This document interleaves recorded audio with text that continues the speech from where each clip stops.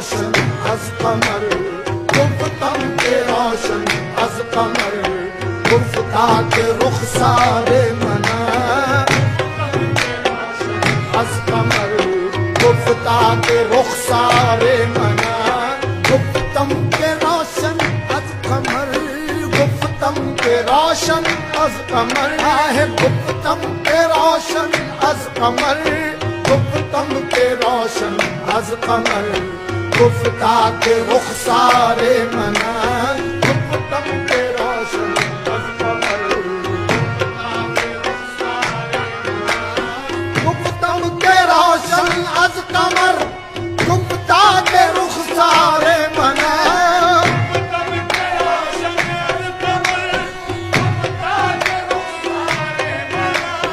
گفتم که روشن از قمر گفتا که رخسار من گفتم که شیرین از شکر گفتم که شیرین از شکر گفتا که گفتار من گفتم که شیرین از شکر گفتا که گفتار من میرے والد گرامی رحمت اللہ علیہ ایک بات فرماتے تھے کہ یاد رکھو کہ رحمت کا رشتہ ضرورت سے جڑا ہوتا ہے. آپ کو جس چیز کی ضرورت ہے آپ کو وہ ملے گی تو رحمت کا صحیح انداز ظاہر ہوگا. ضرورت آپ کو کسی اور چیز کی ہے، پیش آپ کو کچھ اور کیا جا رہا ہے تو بات تو نہیں بنے گی. کوئی بچہ امتحان دینے کے لیے گیا ایگزامینیشن ہال میں، قلم بھول آیا گھر، اگر آپ اسے KFC یا میکڈونلڈز کے برگر پیش کرنا شروع کریں تو ظاہر ہے وہ کہے گا بھائی یہ بعد میں دیکھیں گے، ابھی تو مجھے قلم چاہیے، میرا سال ضائع ہو رہا ہے، محنت ضائع ہو رہی ہے، کسی طرح مجھے پین لانا.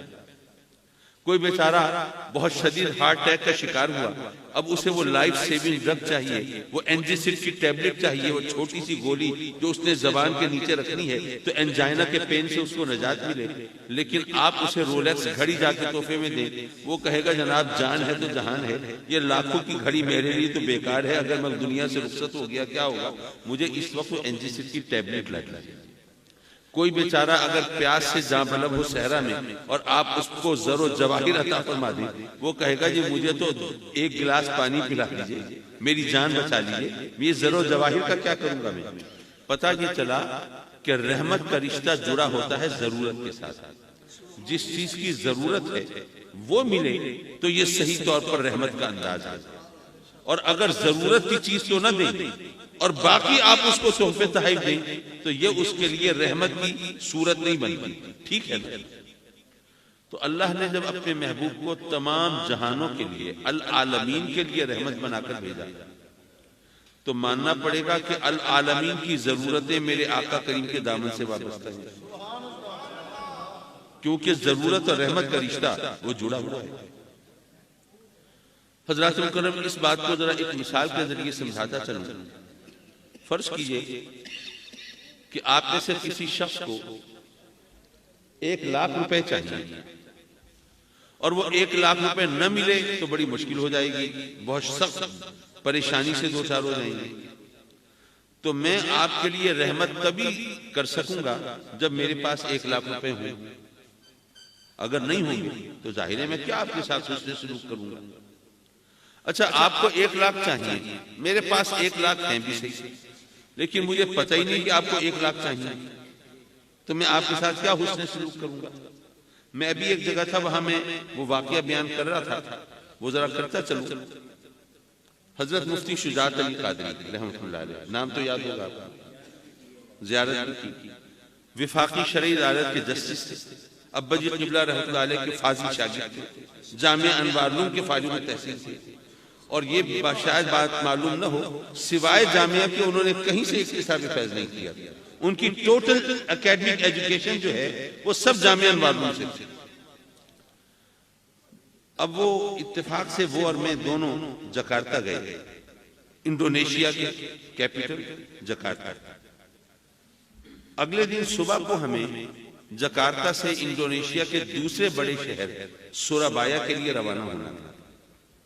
میں صبح تیار ہو کر سامان لے کر نیچے لابی میں پہنچا ہوٹل میں کہ مفتی صاحب بھی آئیں اور پھر روانہ ہوں. مفتی صاحب تشریف لائے تو سامان نہیں لائے ساتھ، طبیعت بھی مزمحل، ذرا پریشانی کے آثار، ذرا اضمحلال کا شکار۔ میں نے ان سے خیریت پوچھی، تو خیر ہے، سامان بھی نہیں لائی، کیا مسئلہ ہے، چلنا نہیں؟ کہنے کہ حضرت مجھے بہت سخت تکلیف ہے، مجھے وہ دوا چاہیے ہوتی ہے جو ایسی حالت میں ضروری ہوتی ہے، وہ اس کے بغیر وہ مشکل ہو سکتی ہے، زندگی موت کا مسئلہ ہو سکتا ہے، وہ دوا نہیں مل رہی ہے، تو میں اس کے بغیر تو سفر نہیں کر پاؤں گا، تو ابھی آپ تشریف لے جائیے، اللہ کرے گا دوا مل جائے گی، میں کل آپ کو جوائن کر لوں گا وہاں سورابایا میں۔ میں نے کہا ٹھیک ہے۔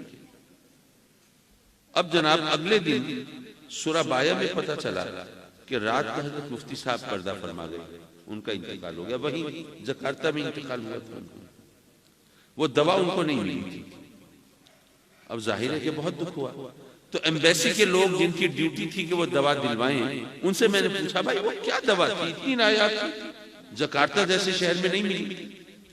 تو انہوں نے مجھے جب دوا کا نام بتایا تو آج تک مجھے پچھتاوا ہے اور سمجھ نہیں آتی میں کیا کروں۔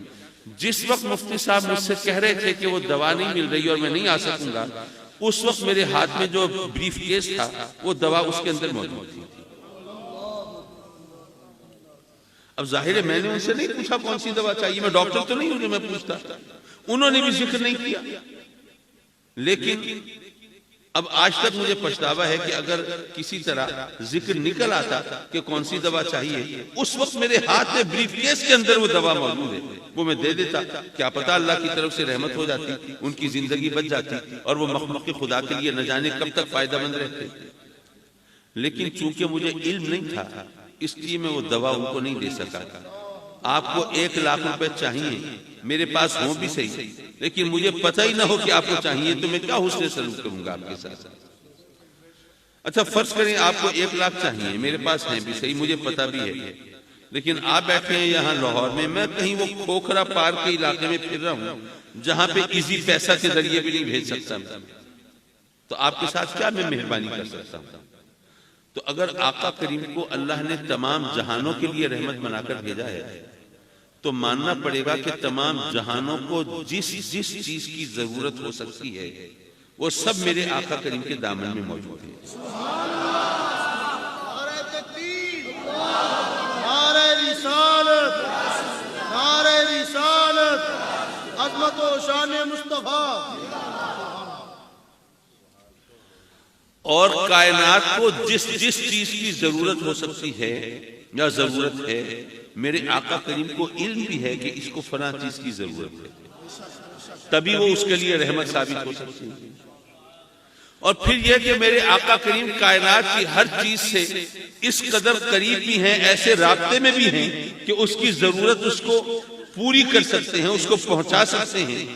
ورنہ ظاہر ہے کہ اگر یہ قرب نہ ہو، یہ رابطہ نہ ہو، تو پھر اگر چیز ہو بھی صحیح، علم بھی ہو، تو وہ ان تک پہنچانا ممکن نہیں ہوگا۔ تو اللہ نے اپنے محبوب کو تمام جہانوں کے لیے رحمت بنا کر اپنے محبوب کی عظمت و شان کے وہ پہلو سامنے رکھے جو شاید ادروائز لوگوں کی سمجھ میں نہ آتے۔ السلام علیکم۔ ایسی مزید پیاری ویڈیو دیکھنے کے لیے چینل کو سبسکرائب کریں اور بیل آئیکن آل پہ پریس کر لیں۔